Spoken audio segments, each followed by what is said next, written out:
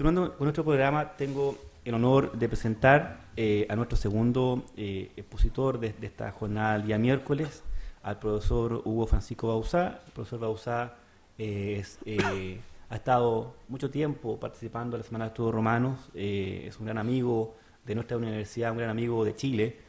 El profesor Bauzá viene de la Universidad de Buenos Aires, también es miembro del CONICET de Argentina, y su exposición el día de hoy se titula Schliemann de Troya al Lacio, entre mito e historia. Buenos días. En primer lugar, quiero muy cálidamente agradecer al profesor Raúl Bonocuore por todas las atenciones que viene teniendo para conmigo y por la organización de este nuevo encuentro de la Semana de Estudios Romanos. Como ven por el título, mi propósito es hablar de Heinrich Schliemann, un pionero de la arqueología y un personaje que amerita recordarlo verdaderamente con admiración y hasta si fuera posible seguir sus pasos. Previo al tratamiento del tema de el descubrimiento de Troya y el pasaje de Troya a Roma, querría destacar por qué en una semana de estudios romanos mi propósito es hablar de Schliemann. Simplemente porque Schliemann, al descubrir Troya, pone al descubierto que hechos que hasta ese momento tenían meramente relieve fantástico pasan a ser hechos históricamente indubitables. Es decir, que el traspaso de Troya a Roma cobraría viso de historicidad gracias a la labor de Schliemann. Quiero empezar por recordar que el famoso indoeuropeísta Georges Dumézil explica la diferencia sustancial que existe entre el pensamiento griego y el pensamiento romano. Dumézil dice que en Grecia el mito funda la historia, mientras que en Roma la historia se adecua al mito. Es decir, que el mito se adecua a la historia. Es decir, que el personaje, la idea romana es que la historia va modelando al mito. Es decir, que el mito es susceptible de modificaciones en favor de un proceso histórico. Quiero empezar entonces con Schliemann. ¿Quién es Schliemann?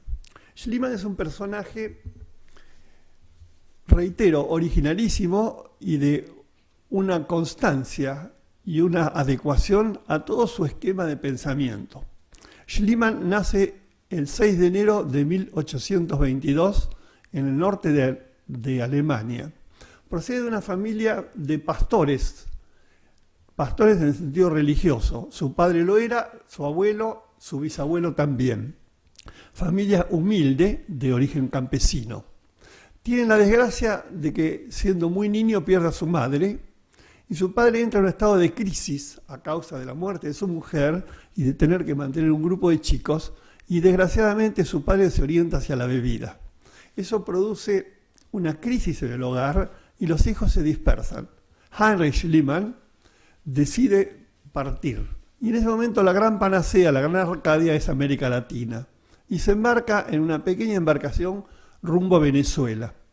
Tropieza con la dificultad de que la nave naufraga cercana a la costa de Holanda. Algunos logran sobrevivir y así sucede con Heinrich, que logra sobrevivir y llega desvalido hasta Ámsterdam, donde pasa verdaderamente miseria.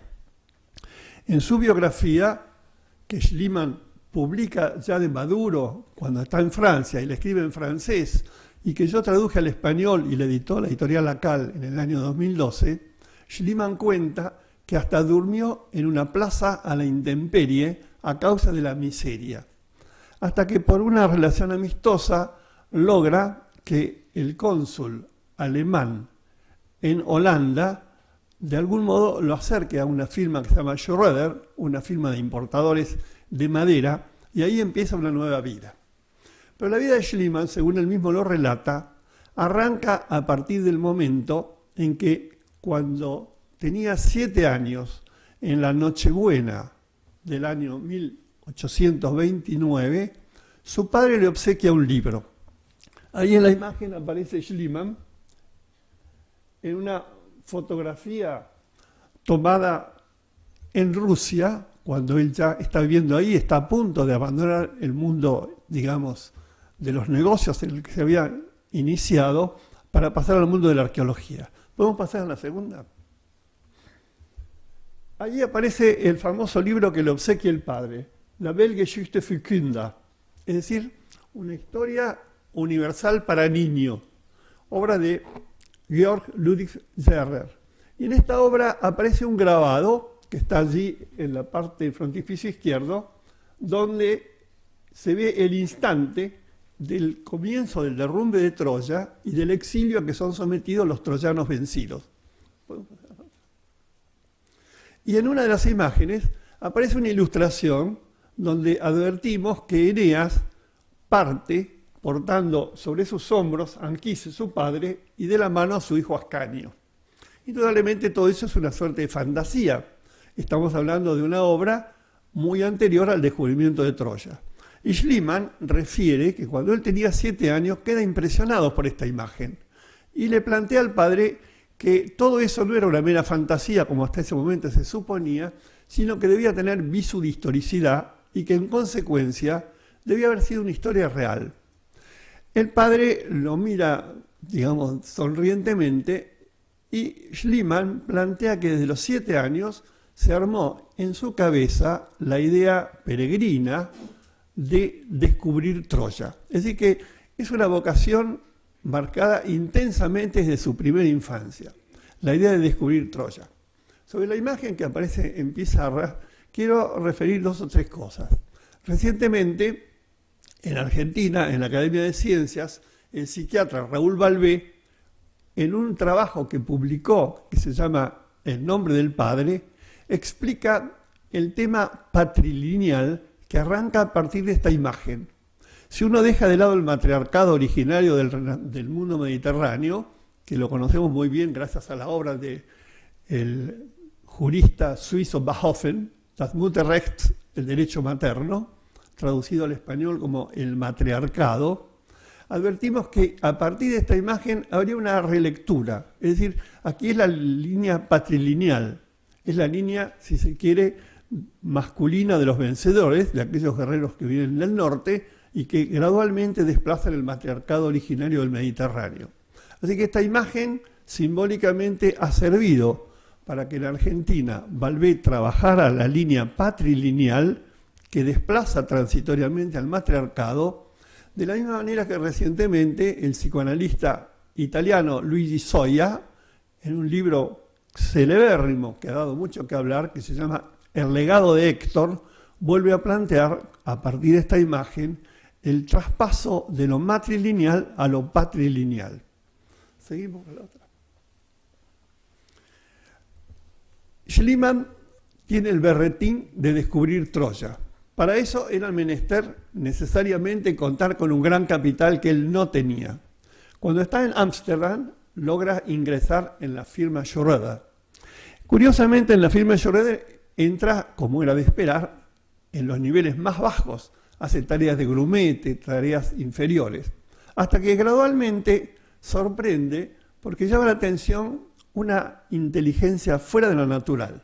Schliemann, según datos de él mismo y corroborado por amigos, llegó a dominar 8 idiomas, pero no solamente los idiomas pertenecientes al mundo indoeuropeo, sino también idiomas como el árabe y conocimientos bastante hacendados del turco.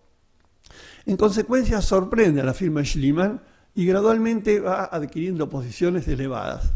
Incluso empieza a estudiar ruso y sorprende que en poco tiempo logra dominar la lengua rusa, a tal extremo que la firma Schröder decide exportar y abrir una filial en San Petersburgo y no tiene la mejor idea que mandarlo a Schliemann, siendo muy joven, a hacerse cargo de esa misión. Y estando en San Petersburgo, Schliemann logra acrecentar poderosamente las exportaciones de esta firma Schröder, al punto de que se convierte en una especie de numen tutelar de la economía de la empresa en la exportación. Hasta el momento en que Schliemann descubre que así como él hace todo eso en favor de la firma Schröder, podría hacerlo en peculio propio, y decide independizarse. Lo cierto es que en un periodo de 8 años, Schliemann llega a armar una fortuna inmensísima, con gran suerte, porque ocurren incendios, se incendian varias instituciones de depósito de madera, pero no la de Schliemann. De manera que se acrecienta el capital y en poco tiempo Schliemann monta un banco propio. Las malas lenguas dicen que llegó a comerciar armas, pero lo cierto, lo real, lo positivo del caso es que en 20 años Schliemann dirige un banco importantísimo en San Petersburgo.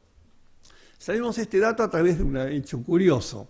Apareció una fotografía fundada en un prototipo de daguerrotipo de Schliemann, vestido con una casaca en cuero bien abultado por el frío de los gélidos inviernos rusos, donde Schliemann atrás pone historia de una foto de alguien devenido empleado de una teneduría hasta llegar a ser director de un importante banco ruso.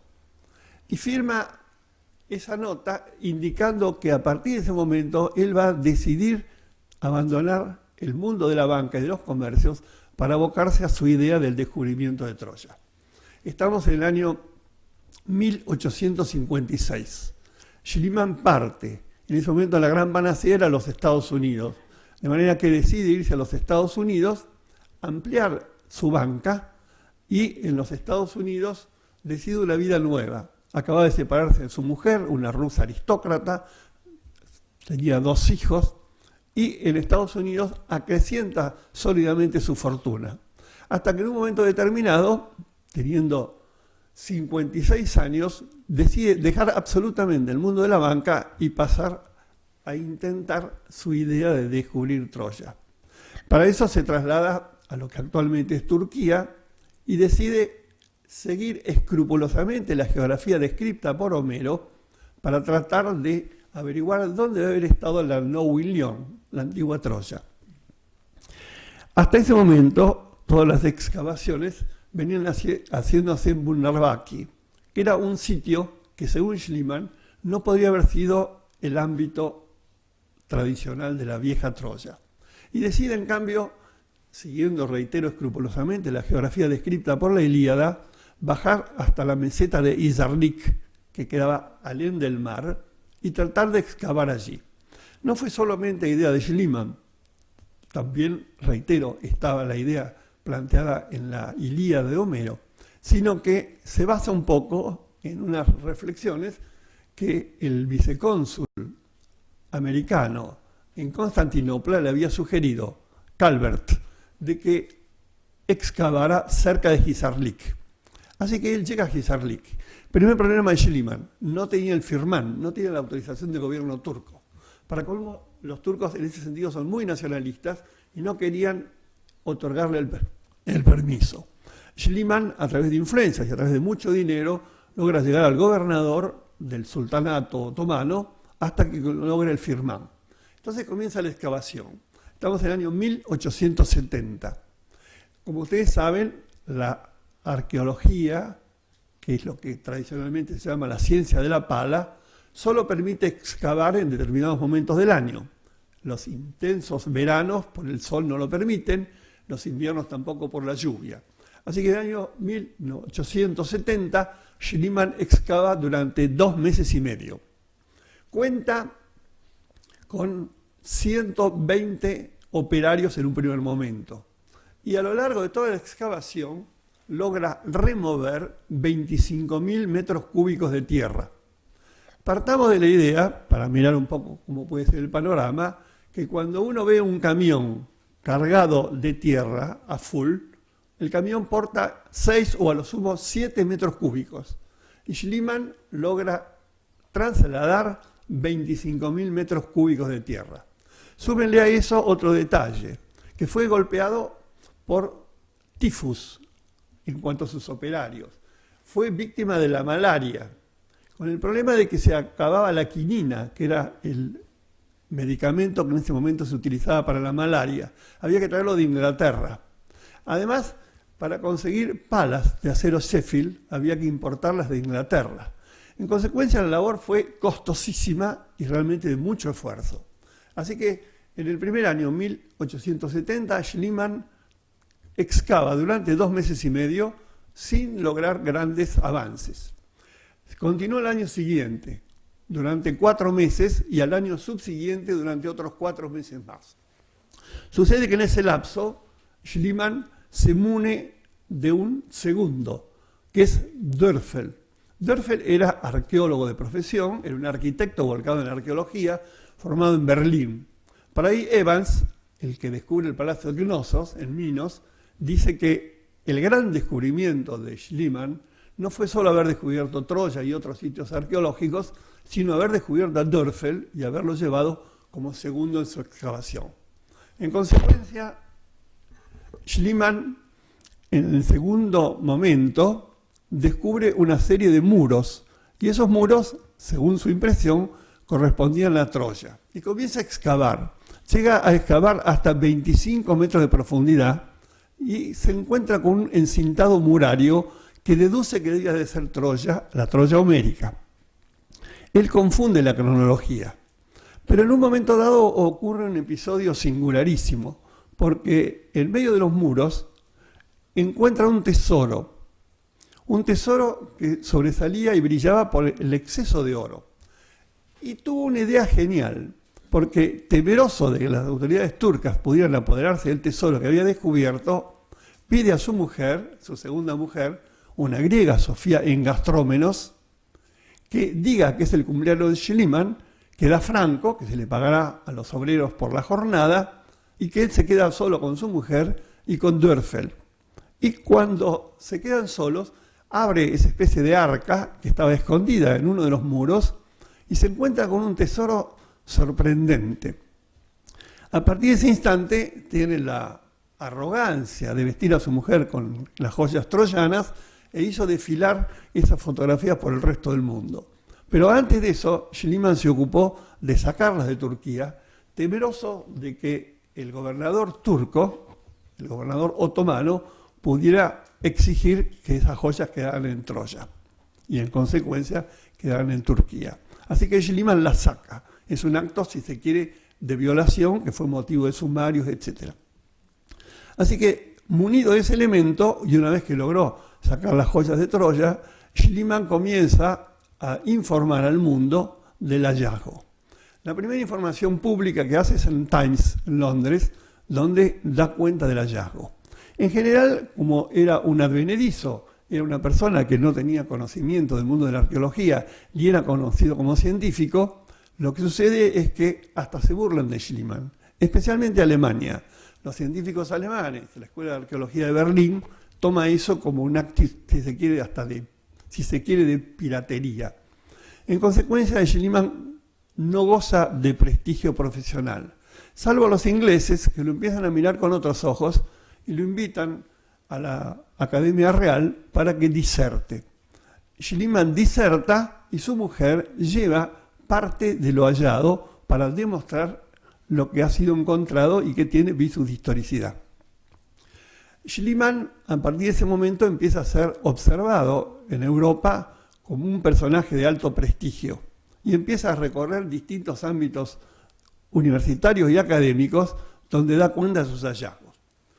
Hay varios problemas. Primer problema, que cuando Schliemann descubre Troya, el asiento de lo que debe haber sido Troya, comete errores de cronología, porque de manera superpuesta en ese solar había 9 capas estratográficas correspondientes a distintos momentos, y él confunde los momentos históricos. Esa corrección la hará más tarde Dörfel. El sitial correspondiente a la Troya supuestamente del periodo homérico, siglo XII a.C., corresponde al séptimo A, nivel séptimo A. Más abajo había periodos precedentes a la edad del bronce. Ahora, sucede que una vez corregida la cronología, Schliemann empieza a ser visto con ojos un poco diferentes. Y no conteste con haber descubierto Troya, siguiendo nuevamente a Homero. Cada vez que Homero habla de Micenas, le coloca como apelativo la rica en oro. Entonces Schliemann deduce que si Micenas era rica en oro, ergo Micenas debió existir como ciudad, debió haber sido una ciudad poderosa, y su nuevo propósito es el descubrimiento de Micenas. Así que en 1873 abandona temporariamente la excavación troyana, lo deja a Dörfel a cargo de la excavación y él se traslada a Micenas. Y pasa lo mismo. Todavía Grecia está bajo dominación turca, necesita el firmán del gobernador de Constantinopla, logra el firmán. Los turcos a partir de ahora exigen una supervisión rigurosa, le ponen par de Schliemann, una especie de inspector que controla todos los pasos de Schliemann, y Schliemann se pone a excavar. Tropieza con un problema complicado porque en ese momento el gran arqueólogo alemán Curtius estaba excavando, buscando Micenas desde hacía 8 años. Y resulta que este señor, un pionero, un advenedizo, un hombre que no tiene formación de arqueólogo, tiene la fortuna, en poco tiempo, en año y medio, de descubrir la ciudadela de Micenas, lo cual provocó realmente una sorpresa internacional. Y cuando descubre Micenas, halla un cúmulo donde aparecen diversas tumbas de periodos muy arcaicos, recubiertas en oro. Y Schliemann manda una nota oficial al entonces rey diciéndole: hoy he visto el rostro de Agamenón, porque se encuentra con 5 enterramientos recubiertos en oro, y cuando quita la máscara del primero de ellos, se encuentra con que había un cadáver que estaba absolutamente bien conservado, pero que al contacto con el aire se pulverizó. Y Schliemann creyó que lo que había descubierto correspondía al periodo de la guerra greco-troyana, que según Eratóstenes habría que ubicarla entre los años 1194 y 1183 antes de nuestra era, ese periodo de 10 años. En realidad lo que Schliemann había descubierto era algo mucho más profundo, porque había descubierto las bases de la civilización micénicas, con lo cual retrotrajo varios siglos a la historia de Europa. Recordemos que los micenios eran los protogriegos, eran personajes venidos del norte que en determinado momento, a causa de la glaciación, se encontraron con que las estepas del norte de Europa no permitían producir, y esos grupos de guerreros bajaron y se aposentaron en lo que hoy es la península helénica. Hablamos del segundo milenio antes de Cristo. Y que según plantea el estudioso de la religión griega Martin Nilsson, en una obra celebérrima no traducida, The Mythenarian Origin of Greek Mythology, cuando estudia el origen de la mitología griega, Nilsson dice que estos personajes trajeron a la península helénica 3 cosas. La primera, la lengua griega. Digamos que la lengua griega no era autóctona de la península. Segundo, la religión y la mitología griegas. Y tercero, el caballo, que en ese momento, atado a un carro de guerra, era una especie de tanque de artillería. Es curioso porque cuando Michael Ventris, en 1953, logra descifrar el lineal B, se encuentra con que los que escribían el lineal B, que utilizaban esa grafía escrituraria, hablaban lengua griega. Es decir, que estos griegos que habían descendido de norte a sur eran analfabetos, pero trajeron sí la lengua. El silabario aparece justamente descubierto gracias a Michael Ventris. Así que Schliemann descubre todo ese mundo micénico y muere sin saber que había retrotraído la historia de Europa varios siglos. Hay más imágenes por ahí, ¿no? Bueno, ahí hay imágenes de los muros troyanos. Por si no están enterados, el año pasado, 2018, se cumplieron 20 años que la UNESCO declaró el solar de Troya como un solar histórico y por lo tanto uno de los patrimonios de la humanidad. Y conmemorando esos 20 años, el actual gobierno de Turquía erigió in situ un museo. Se ha hecho un museo, no lo conozco todavía, un museo que según versiones es extraordinario, donde están expuestas los distintos elementos encontrados en Troya. No así el tesoro que todavía está en Rusia. Resulta que el museo este consta de 10.000 metros cuadrados, es una superficie cuadricular, es una superficie, si se quiere, con memoria histórica, porque está hecha en colores terrosos, aludiendo a los sitios, digamos, del descubrimiento, y está siendo conformada por material que el gobierno turco se está ocupando en colectar en distintos lugares del mundo. Por ejemplo, Pensilvania, de su universidad ha facilitado muchas piezas que eran troyanas y están reclamando otras piezas que están en otros sitios. A propósito, hay un problema complejo porque cuando Schliemann descubre el tesoro y se apodera del tesoro, digo ilegalmente porque en gran parte no le correspondía, aunque sí una parte por haberlo hallado, Schliemann, en contra de los deseos de su mujer, y ahí fue la gran pelea con su esposa, decidió donarlo al gobierno de Berlín. Se cuenta que hubo un acuerdo, porque cuando él donó estos elementos, el gobierno berlinés le otorgó la ciudadanía honoraria de la ciudad, la llave de la ciudad, etcétera, como si hubiera habido un canje, es decir, doy esto y recibo esto. Así que el tesoro quedó en Berlín y estuvo depositado en el Bundesbank, pero sucede que tras la Segunda Guerra, Berlín fue ocupada por los rusos y el tesoro de Schliemann desapareció. Así que durante 2 décadas no hubo noticia del tesoro, no se sabía qué había pasado.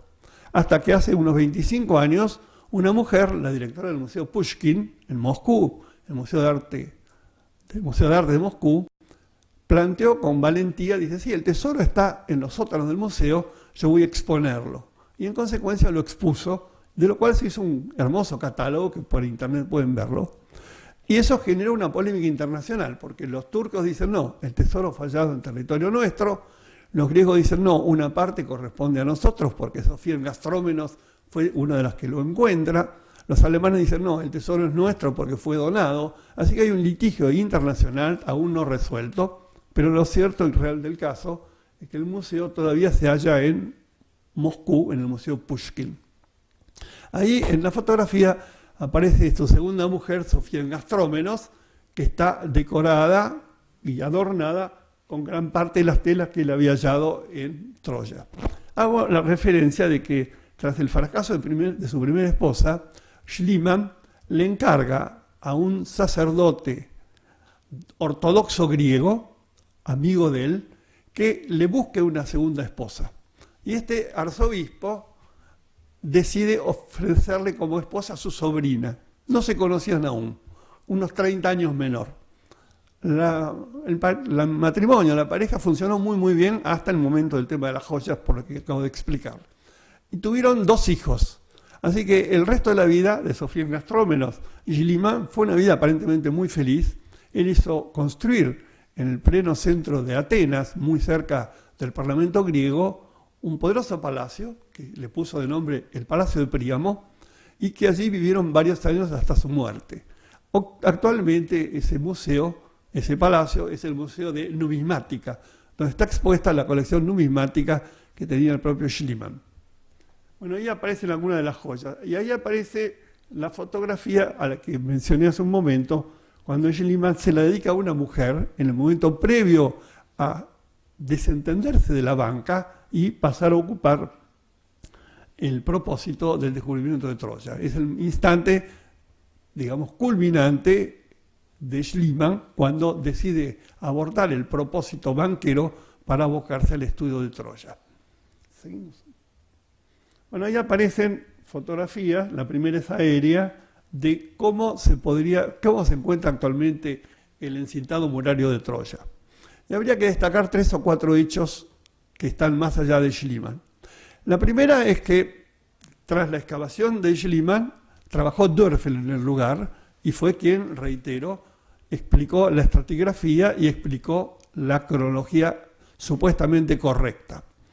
El segundo momento lo inicia Blegen, profesor de la Universidad de Cincinnati, quien trabajó 25 años en el lugar y trató de excavar partes más grandes. Pero la pregunta que todos se formulaban era por qué los griegos en determinado momento habían realizado una embestida tan poderosa contra Troya, si aparentemente Troya no parecía una ciudad de tanta importancia, aparentemente era una ciudad pequeña. Las razones fueron varias. Porque si uno lee la Ilíada, en el famoso catálogo de las naves, advierte que los griegos apostaron 1140 naves con varios miles de guerreros para apoderarse de Troya. Y que hubo un sitio, supuestamente que habría durado 10 años, lo de 10 es hipotético, no son esos números conclusivos cerrados, pero que había habido un sitio largo hasta que los griegos, merced a un ardid, lograron tomar la ciudadela de Troya. Pero el hecho sucede que hace 25 años más o menos, un arqueólogo alemán de la Universidad de Heidelberg, Karl Manfeld, que trabajó 30 años en la zona, desde el Escamandro hasta lo que hoy es la antigua Troya, es decir, la Hisarlik de época de Schliemann.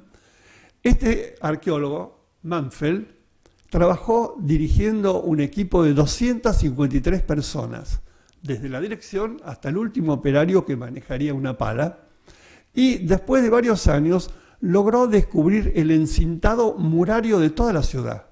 Es decir, que lo que hasta ese momento se conocía con Schliemann y Bergfeld era solamente lo que correspondía a la Acrópolis de Troya, vale decir donde estaría el palacio de Príamo, los templos y los aposentamientos de la realeza. Pero no se conocía la Troya Baja. Pues si uno lee la Ilíada, advierte dos Troyas. Se habla de la Troya Alta y la Troya Baja. Se ignoraba la Troya Baja. Y lo que Manfeld descubre es que Troya debía de haber sido unas 15 o quizá 20 veces más grande de lo que hasta ese momento se tenía. Ergo, según Manfeld, ninguna ciudad de Europa de ese momento tenía la importancia geográfica y de extensión de lo que tenía Troya. Es decir, que Troya era la ciudad más importante. Además estaba situada en un enclave estratégico, porque estaba en el Bósforo, en el límite, en el ingreso a los Dardanelos, en la ruta de la seda, en el traspaso que enlazaba Asia con Europa. Es decir, que Troya era un sitio estratégico, privilegiado, obviamente de gran riqueza, como lo demuestra el tesoro hallado por Schliemann. Así que todo eso va explicando por qué Troya fue apetecida por los europeos para ser tomada como una ciudadela y destruida. Ahí aparece la mascarilla supuesta de Agamenón, y ahí aparece el segundo momento de Schliemann, que es cuando va a Troya. Estaba la Puerta de los Leones, la entrada a Micenas, pero se desconocía el encuentro con las tumbas reales. ¿Cómo? Ahí está citada la obra. Bueno, la cuestión es que Schliemann no solo se siente feliz de haber descubierto Troya y de haber descubierto Micenas, sino que emprende luego otros itinerarios arqueológicos. Así, por ejemplo, excava en Ítaca y supuestamente cree haber descubierto los restos del palacio de la isla de Ítaca, trabaja en Tirinto, trabaja en otros sitios. Es decir que Schliemann se comporta no solo como el pionero de la arqueología, sino como un arqueólogo de fuste, a pesar de los errores y de lo que se le censura, que en aras de lograr la Troya homérica habría destruido aposentamientos posteriores, por ejemplo, de época romana. Ahora, Schliemann más tarde viaja, está muy interesado en el mundo de la Campania, es decir, el sur de Italia, zona napolitana, hasta que la muerte lo sorprende cuando había cumplido 68 años y muere en la calle. Hay varias versiones respecto de la muerte, probablemente la más certera sea que habría muerto por un problema cardíaco. Y queda tendido en la vereda, nadie sabe quién era, lo recogen, lo llevan a un sitio policial para identificarlo y se encuentran con que había muerto uno de los hombres más poderosos del siglo XIX. Porque no solo está el mérito particularísimo de Schliemann, sino que él abre las vías de la arqueología. Schliemann da pie a que Evans se ocupe en la isla de Creta a descubrir el palacio de Cnosos, como efectivamente descubre. Da pie para que en Agiatríada se establezca también un equipo arqueológico y descubren el viejo palacio de Agiatríada. Eso sirvió después para incentivar a que Carter excavara en Egipto hasta hallar la tumba de Tutankamón. Es decir, que Schliemann se comportó como un pionero de una ciencia en ese momento incipiente. Además tuvo contacto con las grandes personalidades de Europa. Así, por ejemplo, hay un vínculo que enlaza culturalmente a Schliemann con Freud, sobre lo cual mi caro amigo, el profesor Marshall, mañana va a hablar y va a explicar el tema. Solamente quería presentar estas palabras en homenaje a Schliemann, personaje que merece, en mi opinión, ser recordado. Gracias por escucharme.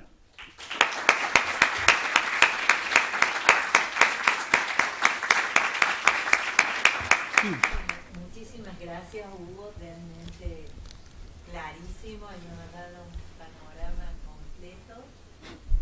y ya nos tiene acostumbrados, pero he disfrutado mucho tu exposición.